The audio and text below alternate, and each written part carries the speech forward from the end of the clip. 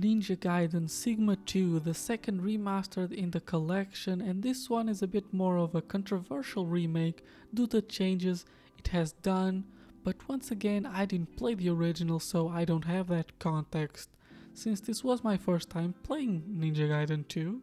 But I will address some of the main arguments I found now as a sort of separate thing from the review. And for the main thing I saw that I think would affect the gameplay was they reduced the number of enemies and in response raised their health, or at least made it harder to de-limb them, which is a big part of this game as we get into the review. But basically for this bit, once you de-limb a character, you can basically one-shot them, and given Ninja Gaiden's design being focused on speed and efficiency, you can see how this would be a problem. But it's also a multifaceted issue, since it seems reducing the amount of enemies also helps avoiding throwable spams, and also because this was a game made for the PS3 original and had to deal with the limitations of that generation, since this game was already known to lag on the Xbox 360 version. But the thing is, this is a remaster of that remaster, and I feel like that problem could definitely have been fixed. Because, you know, modern PCs and consoles, and even the throwable spam problem feels like something that could be fixed through other means rather than just lower the amount of enemies.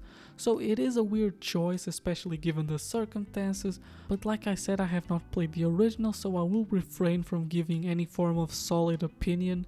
And this will be my review of Sigma 2 as a very first time player. So let's get into it with the story, and well, it's really just Ninja Gaiden 1 again, and not so much in the plot itself. This is still a sequel, but in the way that the story flows and the story beats that it hits feels a lot like the original. And what I think is adding to that feeling especially is the pacing of starting off very normal, fighting against soldiers and other ninjas in the quote-unquote real world, and then delving into the demon world as the game progresses. But here it felt a lot more enjoyable, and there are several reasons for it outside the story, but story-wise here I think it just feels a lot more campy and enjoyable than the original, which while not too serious did feel a bit bland.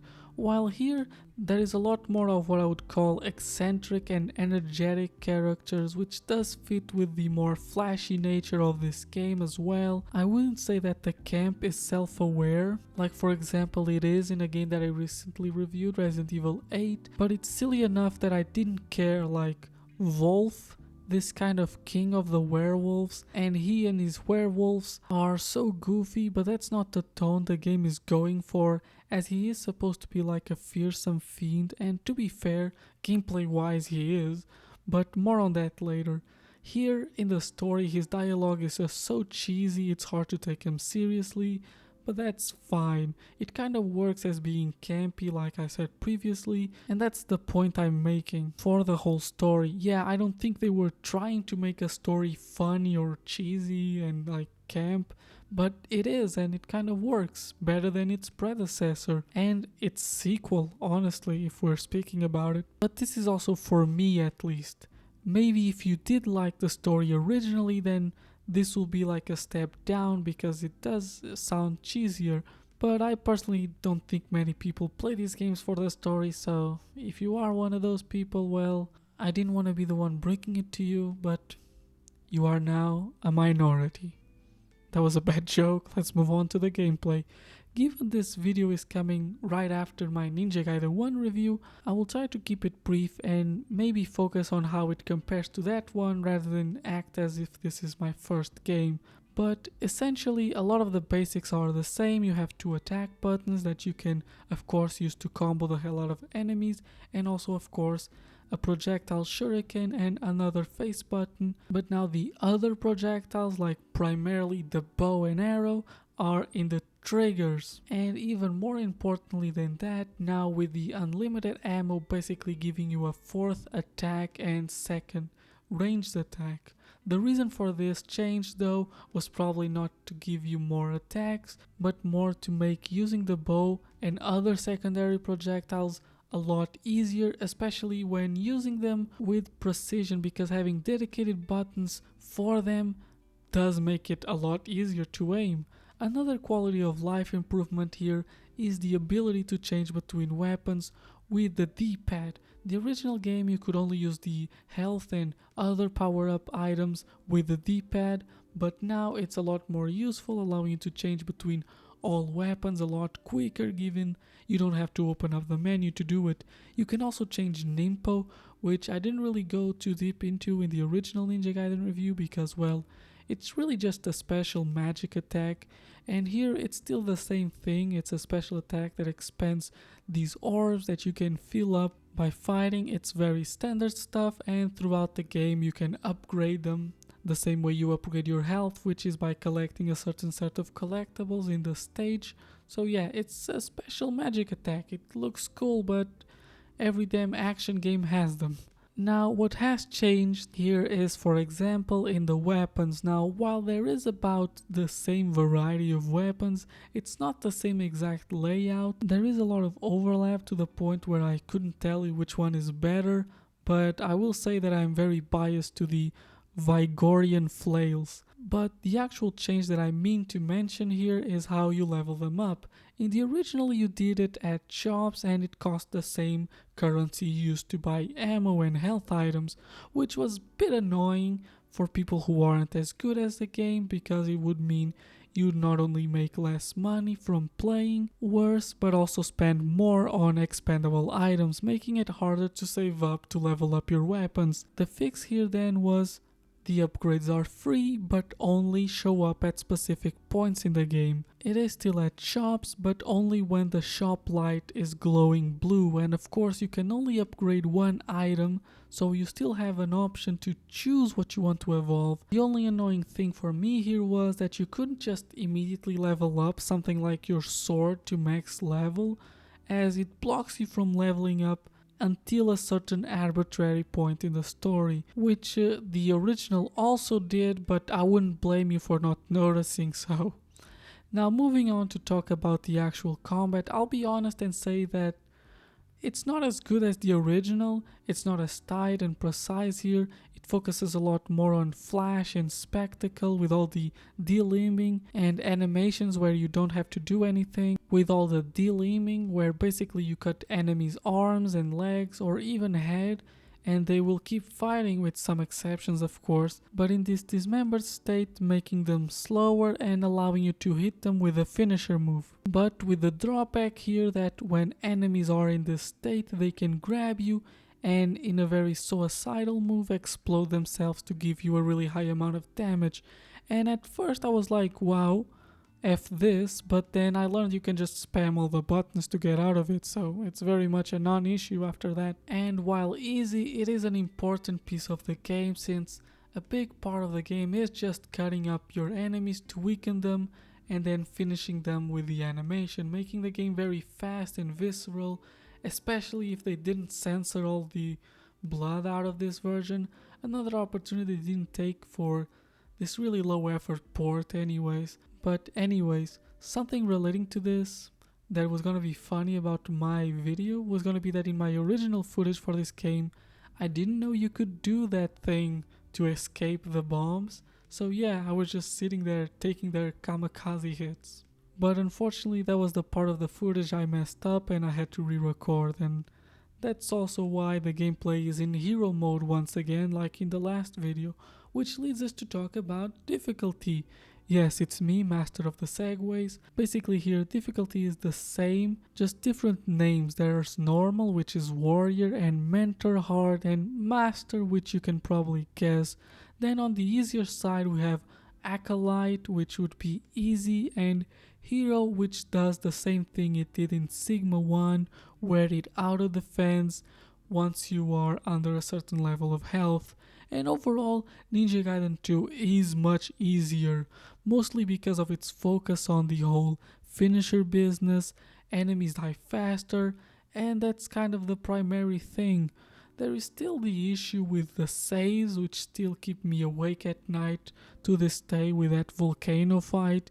If you're a noob like me, you'll understand whenever you play this. The save thing does get fixed in the sequel of this, but man, is that its own bag of worms. Speaking of difficulty though, enemies now are also a bit easier. I can't quite put my finger on it. Maybe they're just less aggressive and won't gang up on you as much as they do in other games of this series, but I definitely noticed that even just fighting regular enemies on hero difficulty for the recording, that even going back to Ninja Gaiden 1, that one was a lot harder. Even in that first level, which when I first played I actually had undersold me on the difficulty of the Ninja Gaiden series.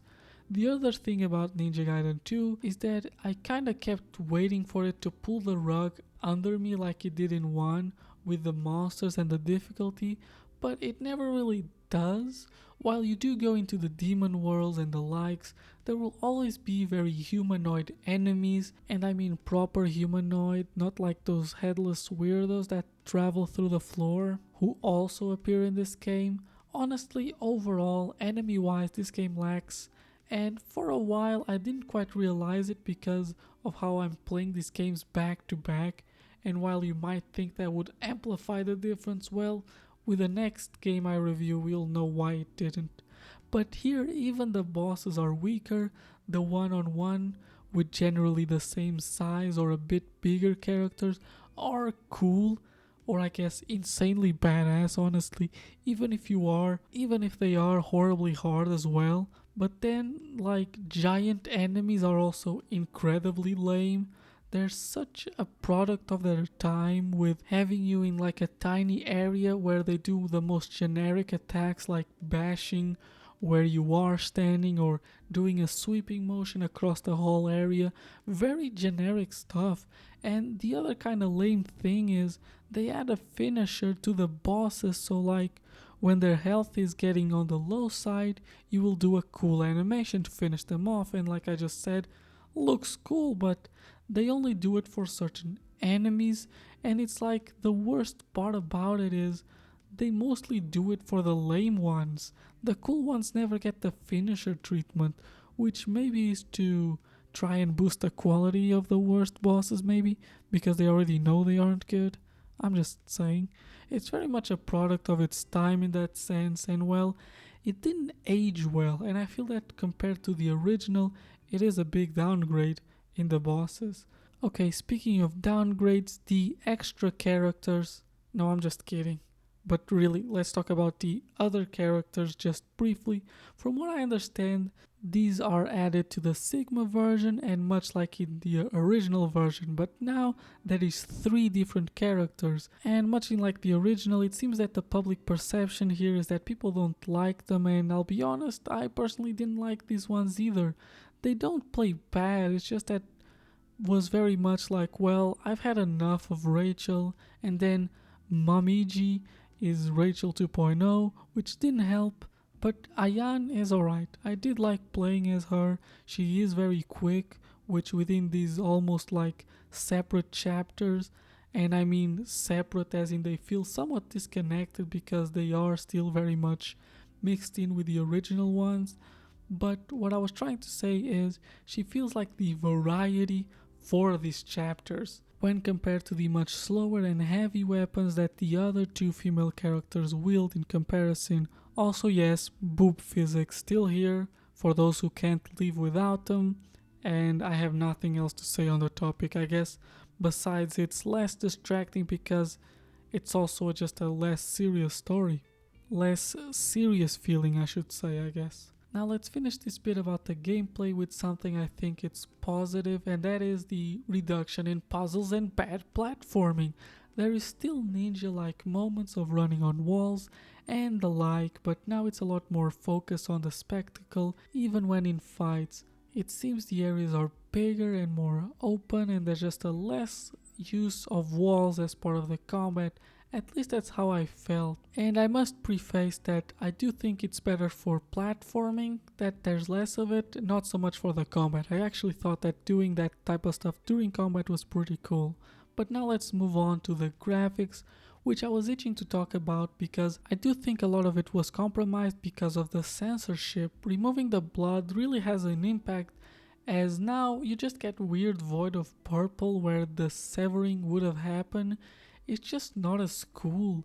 For all the faults of Ninja Gaiden 3, that game looks visceral with all the gore. But here it feels almost like, I don't want to say childish because it's not, it's very violent still, but it feels muted and ends up losing a lot of its impact that it could have had. And it's a shame that they didn't change that for this specific port, but whatever. This might still be actually my favorite looking one out of the bunch. It doesn't have as much of that charm of the Xbox and PS2 era since it is an Xbox 360 game, but it does still have a lot of that insane detail in character models, and the world is just a lot more interesting looking as we dive deeper into the demon world, and we just get to see a lot more of it. And even in the real world, quote unquote, it's still a lot better, with things like the city levels now being a lot more interesting looking as they are still deserted unfortunately, but now there's a lot better illumination. It just kind of manages to fake that it's a real place a lot better in my opinion. And so yeah, I overall like it. And maybe I'm getting to an age where even I'm getting nostalgic for that Xbox 360 PS3 early look maybe. The times they are a-changing.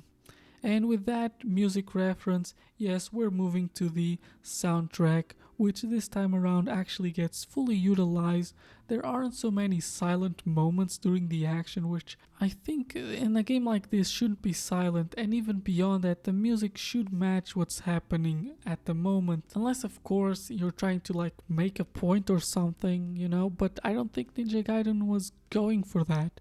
Thankfully, it is not a problem here. I do think that Devil May Cry has definitely instilled a taste for listening to the distorted guitar while playing action games, and this game thankfully fulfills that desire well. It's not amazing, it's not even DMC3, which is amazing to be fair, that's a really high bar, but it is good.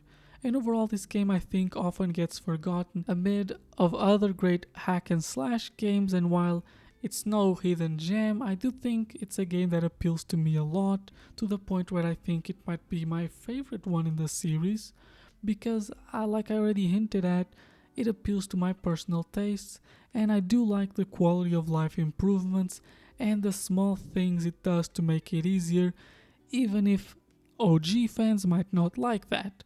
And I really enjoy, above that, the continuing of that satisfying gameplay, and adding to that the whole dismemberment meta aspect to it, which I enjoy as well.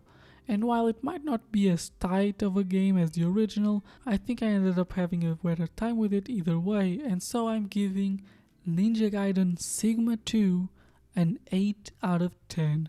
Now, as a reviewer, I do have to say that this and the first one have the same score. Let me put it this way. While Ninja Gaiden Sigma with some changes could be a 9, I think that even if I played the original Ninja Gaiden 2, it would still be probably an 8, even if it's better, if that makes any sense to you. Regardless, recommendations wise, well, same thing I said for the first one. The PC port of this is not good. It won't even let you play without a controller, which makes me really think this was a half-assed job to put the console version on PC. But taking that aside, well, if you don't like Ninja Gaiden 1, this isn't gonna change your mind, but maybe if you want something that is a bit more easy and focused, maybe a bit on the more flashiness over substance side without going too far, next video, then this might be for you. Regardless of your decision though, I hope that you enjoyed watching, and if so, please consider subscribing and liking, all things you can do for free here on YouTube. And regardless of that, I hope you're having a good day, and goodbye.